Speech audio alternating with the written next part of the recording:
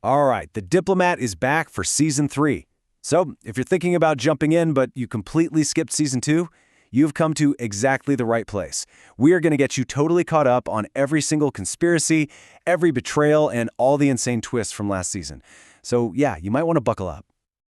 Look, maybe you blinked and missed the entire season. Or, hey, maybe the sheer number of political backstabs just gave you whiplash. Don't worry, it happens to the best of us.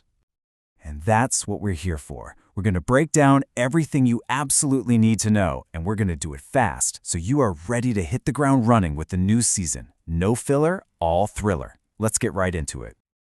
Okay, so to really understand where we're going, we first have to remember where we left off.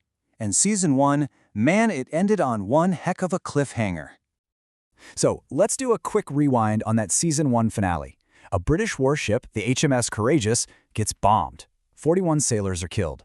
Right away, everyone points the finger at Iran, but our new ambassador, Kate Wyler, she's not buying it. She starts to suspect that maybe the British Prime Minister, to.We're, attacked his own ship to gin up some support.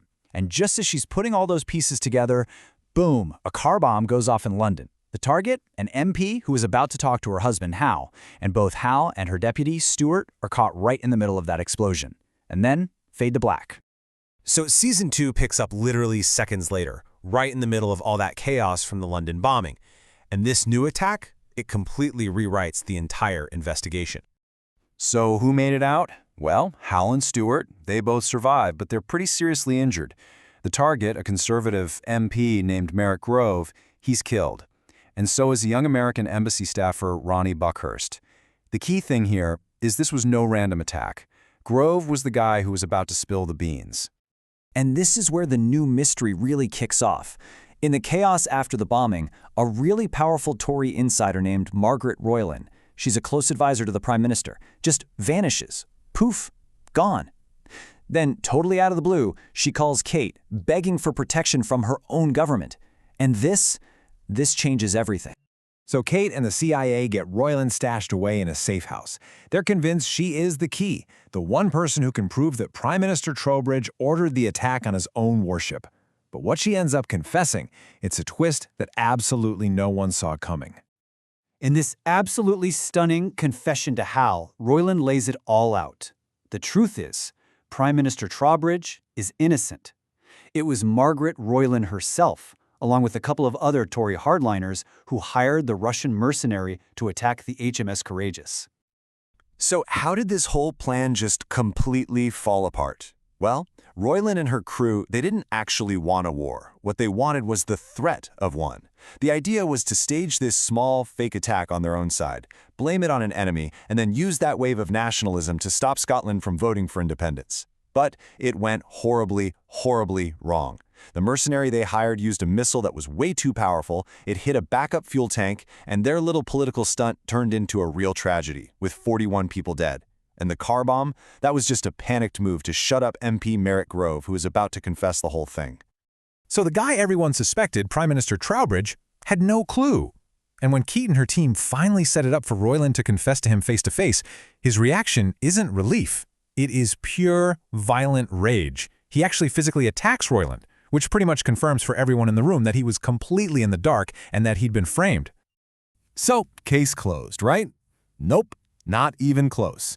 Just when you think the whole mystery is solved, Hal pulls one last piece of information out of Roylin, a piece that shows this conspiracy didn't actually start in London. It started in Washington. And this is the question that just flips the entire season completely on its head. If a bunch of British politicians wanted to stage a false flag attack, where on earth would they get an idea that crazy? Well, the answer is about as shocking as it gets. The person who planted the idea in Margaret Roylin's head was the Vice President of the United States, Grace Penn. Yeah, just let that sink in for a second. The entire plot, the attack on the ship, the cover-up, it all started from a suggestion made by the American Vice President to her British contacts. She basically orchestrated the whole thing without the president even knowing. So you have to ask, why? Why on earth would the VP risk an international incident, a war, and the lives of 41 sailors? The answer is geopolitics at its most brutal.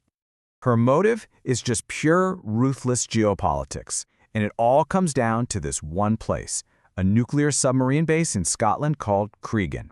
See, it's the only base in all of Europe where U.S. nuclear subs can dock and resupply. It's a critical strategic asset for keeping an eye on Russian naval activity in the Atlantic. If Scotland becomes independent, they would almost certainly kick foreign nuclear powers out. For Vice President Penn, losing that base was just not an option. So she suggested an idea to her British pals: create a national security crisis to unify the UK and kill that independence vote for good. Discovering this truth sets off a chain reaction that leads to an absolutely insane finale. Seriously, one single phone call brings the whole thing crashing down. For Kate, this is it. This is the final straw. She decides Grace Penn is way too dangerous to be in office, and, spurred on by Hal, she finally embraces her own ambition and decides she's going to fight to become the next vice president herself. The plan seems simple, right? It's by the book. Kate tells Hal, call the Secretary of State, report what Penn did. But Hal, in a classic Hal move, thinks he knows better. He's worried the Secretary of State will just bury the story. So he bypasses the entire chain of command and places a secure call directly to President Rayburn. So Hal gets the president on the line and tells him everything, that his own vice president orchestrated an attack on a UK warship. And the president is so shocked, so completely enraged by this betrayal, that it's literally too much for his heart to handle. Right there, on the phone with Hal, President Rayburn drops dead from a heart attack. Just like that, the most powerful man in the world is gone, and it's a direct result of Hal's impulsive phone call. So, who's next in the line of succession? Oh yeah, the vice president. The season ends with Secret Service agents swarming Grace Penn because she is now the president of the United States. And she knows that Kate and Hal just tried to take her down. And that leaves us with a mountain of questions for Season 3. What is the brand new, all-powerful President Penn going to do to the two people who know she's basically a war criminal? What happens to Kate's political ambitions now? Is it all over, or has it just begun? And can the US-UK alliance possibly survive a secret this big? We're about to find out. And that's it. You are now 100% caught up and totally ready for Season 3. Now go watch it.